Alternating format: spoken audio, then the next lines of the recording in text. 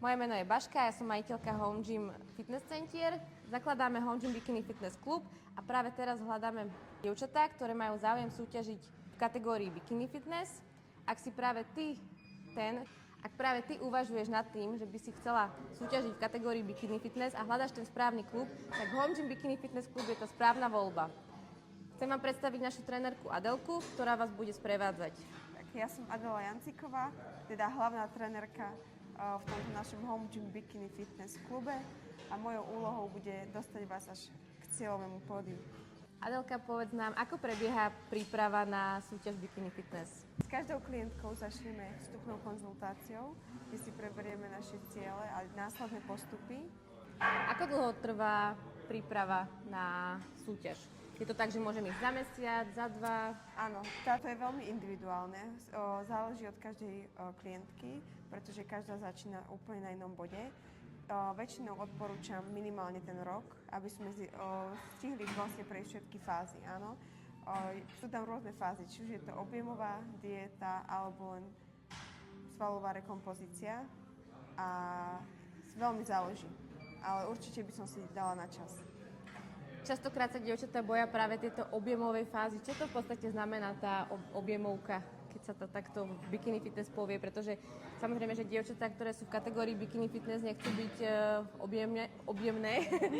A tak nám to skús vysvetliť, že ako to môžu vnímať, alebo aby sa toho nebáli.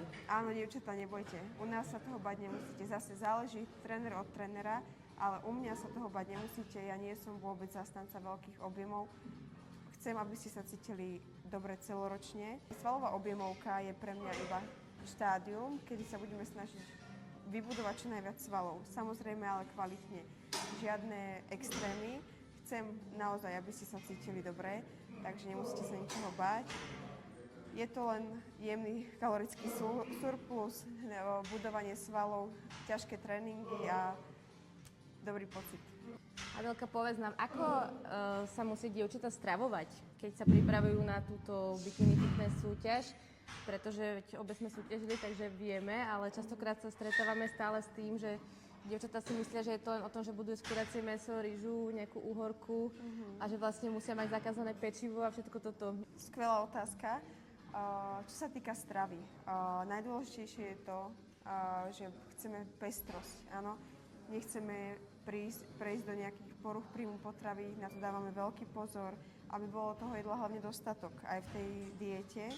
Aj od toho slúži tá objemová fáza, aby si to telo rozbehlo ten metabolizmus, aby sme sa naučili pravidelne papať, aby to telo využívalo všetko, čo do seba dostane.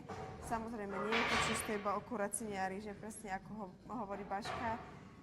Človek potrebuje pestrosť, takže bude to veľa kvalitnej stravy, bez ja sa snažím, bez spracovaných potravín, veľa domácich jedál, doma uvarených. Dôležité je, že človek si musí zapisovať. To je jediné také obmedzenie, ktoré je, že potrebuje naozaj reálne vidieť, koľko toho spapa, takže jediné obmedzenie je teda zapisovanie si do kalorických tabuliek, ale čo sa týka obmedzovania určitých potravín, nehrozí. Jasné, čiže potrebujeme dáta, aby ste to pochopili. To znamená, že je nastavený nejaký kalorický príjem, kde sú určité makroživiny, bielkoviny, sacharidy, tuky, ktorých sa držíme. Samozrejme, áno.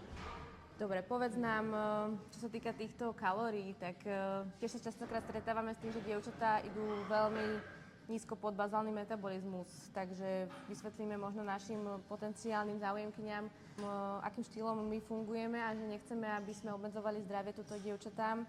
Taktiež sa potom stáva to, že dievčatá strácajú menštruáciu, neskôr potom v živote majú problém, či už s otehotením, nejakou endometriózou a rôzne tieto ochorenia. Takže skús nám vysvetliť, alebo pomôcť dievčatám povedať, akým kalorickým príjmom sa u nás v podstate budú stretávať. Áno, takže my budeme fungovať na dostatku, určite. Nebudeme sa dostávať pod bazálny metabolizmus žiadneho dievčaťa. Je to veľmi nebezpečné a presne, ako spomínala Baška, potom prichádzajú veľké zdravotné problémy, ako je strata menštruácie, už depresie, potom následné možno aj poruchy príjmu potravy, strach z jedla a presne tomuto sa chceme vyvarovať. U nás budeme fungovať na jemnom kalorickom deficite za dlhší čas, preto je čo najlepšie prihlásiť sa na prípravu čím skôr, aby sme mali dostatok času na túto aj dietu a objemovú fázu. Aké sú najčastejšie chyby, s ktorými sa stretávaš takto pri dievčatách, ktoré chcú súťažiť v bikini fitness kategórii? Tak, čo sa týka teda tréningu, tak je to určite šetrenie sa. Žiadne progresívne preťaženie, žiadny progres v tréningu. Od toho budú aj tie naše tréningové plány, ktoré my budeme kontrolovať. Zase budeme zapisovať dáta, aby sme videli, kam sa reálne dokážeme posunúť. A čo sa týka stravy, samozrejme veľké predietovanie, strata energie, teda aj následne strata energie v tom tréningu, takže neprogresovanie. Aké sú častokrát očakávania versus realita, s ktorou sa stretávame, pretože dievčatá si možno myslia, alebo teda vidia na Instagramoch krásne fotky bikini fitnessiek, štíhlych, v podstate vypracované svaly, ale nevidia v podstate tá cesta za tým, že je naozaj veľmi náročná a v podstate aj veľmi dlhá. Áno, častokrát sa stretávam s tým, že si mladé dievčatá myslia, že bikini fitness je len o tom prísť si do fitka, odfotiť sa, spapať si nejakú mäsko s rýžou a idem. Nie, ono je to veľmi naozaj náročné. Už potom hlavne aj v tých posledných fázach človek musí byť nastavený, musí mať plán, aj keď ide napríklad na dovolenku, alebo proste musíte mať nastavený systém.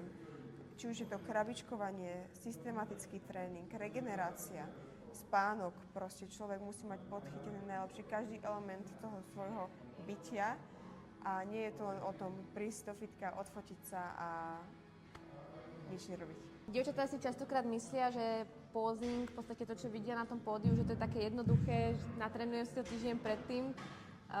Koľko si myslíš, že trvá natrénovať takýto správny, dobrý posing, aby v podstate zaujal, pretože už naozaj tie kategórie sú tak nabité a konkurencia je tak strašne veľká na extrémne vysokej úrovni, že dievčatá potrebujú byť naozaj profi pripravené, pokiaľ chcete zaujať.